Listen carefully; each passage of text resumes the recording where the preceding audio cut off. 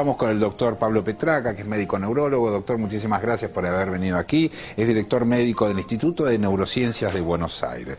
Me imagino que en estos días le deben haber hecho muchas preguntas, doctor. Sí, ¿no? tal cual. La primera de ellas, si la cirugía que se le practicó a la presidenta era una cirugía que revestía complejidad o es una cirugía que para los neurólogos más o menos es una cosa habitual o no. Sí, yo soy neurólogo, la cirugía es llevada a cabo por los neurocirujanos. Sí. Con lo cual, bueno, yo voy a hablar sobre los conocimientos desde el área, desde la mirada neurológica. Bueno, es una cirugía que dentro del espectro de las neurocirugías es una cirugía menor, sin mayores complejidades, ¿no? Teniendo en cuenta básicamente también, depende de la magnitud del hematoma subdural de que estemos hablando y de la localización. O sea, por lo general depende de la magnitud, de la localización y de la precocidad en cual ese hematoma es operado o es tratado, ¿no? Doctor, antes de prescribirse la operación se había hablado de un mes de reposo para que ese hematoma pudiera drenar o desaparecer naturalmente, ¿no? ¿Qué cambia en relación con esta operación? ¿El tiempo de recuperación va a ser menor? ¿Cuánto tiempo va a demandar estimativamente, ¿no? Porque no sabemos el cuadro concreto después de esta intervención? Sí, partimos de la base que yo no conozco ni la magnitud del hematoma ni su ubicación a nivel en la superficie cerebral, pero como ustedes bien decía, la primera hipótesis era que ese hematoma podía ser reabsorbido, ¿sí?, con medidas de reposo y de cuidados médicos. Bueno, frente a la sobrevivencia que ese hematoma no se reabsorbía, sino uno infiere que fue creciendo y a partir de ahí, por la compresión que da ese hematoma sobre la superficie cerebral, comenzó a dar los síntomas que todos conocemos. Bueno, ahí el equipo médico presidencial decidió el tratamiento quirúrgico. Pero digo, la recuperación, uno piensa, si ahora ya desapareció el hematoma hoy, ya no está más, uno presume que tal vez la recuperación sea más rápida, que ese mes de reposo, o sea, ¿no? Si podemos ver la figura, la imagen 3 que teníamos preparada, vemos que un hematoma es una acumulación de sangre que se ubica sobre la superficie cerebral.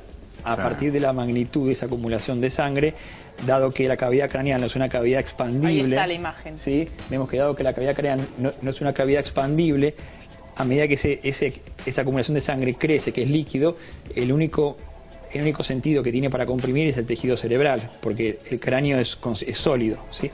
Con lo cual los síntomas van a estar dados por el volumen del hematoma, ¿sí?, pero básicamente por compresión sobre el tejido cerebral, aunque es un hematoma que está por fuera del cerebro, no está en el cerebro. Pero ahora ya no está. Ahora no está más, claro. O sea, partiendo que ese hematoma es evacuado, ¿sí?, se extrae el hematoma por la técnica quirúrgica elegida, no existe más esa compresión sobre el cerebro, no existe más una hipertensión que existe sobre la cavidad craneal, con lo cual la evolución es favorable, ¿sí? O sea, como que depende de las medidas que hay, en base a medidas de reposo, ¿sí?, ese cerebro que estaba siendo comprimido por el hematoma tiende a recobrar el lugar perdido y a expandirse, y esa cavidad virtual que estaba ocupada por ese hematoma vuelve a ser ocupada por el cerebro.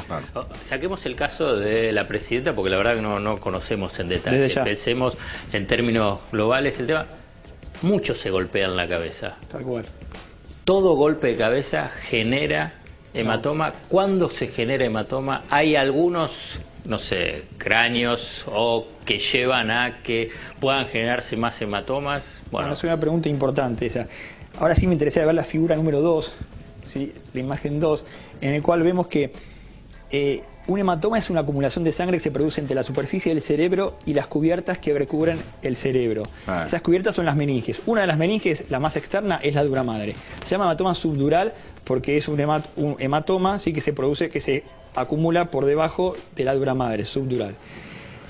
Esa acumulación de sangre va a estar dada por un sangrado. Ese sangrado va a estar dado por la lesión del vaso sanguíneo que perforan la dura madre y se ubican entre la dura madre y el cerebro, ¿sí? Dependiendo el grado de lesión de ese vaso sanguíneo, vamos a tener un sangrado más o menos importante. Un sangrado más importante a partir de un traumatismo importante va a producir un sangrado masivo, brusco, con una compresión del cerebro brusca y una manifestación clínica inmediata. El paciente tiene déficits neurológicos inmediatos o síntomas neurológicos inmediatos. Ese paciente le hace una tomografía computada y ve el hematoma en ese momento en la tomografía computada. presentada. claro. Esto se llama hematoma subdural agudo, porque la presentación es inmediata y es aguda. En cambio, cuando el grado de lesión del vaso a partir de un traumatismo es leve, se produce una lesión del vaso, pero se produce no un sangrado masivo, sino un microsangrado, como si fuera el goteo de una canilla, que dentro de una cavidad específica porque se va son muy acumulando finitos, además, claro, los vasos ahí. Entonces, la acumulación de esa sangre puede llevar semanas, ¿sí?, o meses. Cuando el volumen de esa sangre acumulada produce suficiente compresión sobre la superficie cerebral, va a comenzar a manifestarse síntomas. En este caso, el más frecuente es la cefalea, y si uno deja que esto progrese, pueden aparecer otros síntomas neurológicos. Eso es lo que llamamos hematoma subdural crónico, porque entre la latencia entre el agente causal, que fue el traumatismo, o el agente que produjo la lesión del vaso, y la manifestación clínica, hubo un tiempo de latencia de semanas o meses que se habla de crónico. ¿Pero qué porcentaje de los que se golpean la cabeza pasan a tener esto crónico?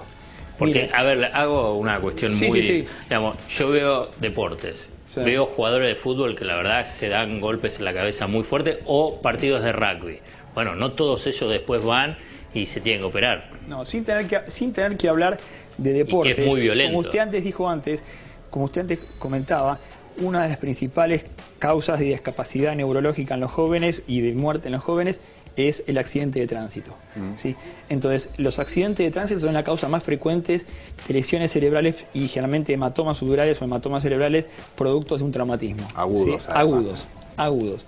Con lo cual, ese es un ejemplo claro. Ahí se produce un hematoma agudo, ya sea hematoma, no tanto hematoma subdural, sino hematomas cerebrales, contusiones cerebrales que llevan que... Entonces, volviendo a la pregunta que usted me decía respecto a un golpe en la cabeza. Bueno, hay golpes y golpes. Un golpe en la cabeza, como un traumatismo de cráneo a partir de un accidente de tránsito, puede llevar a un hematoma cerebral, que no es el caso de que estamos hablando. Esto es un hematoma subdural que está vecino al cerebro, no está intracerebral, no es intraparenquimatoso, no está ubicado dentro del cerebro.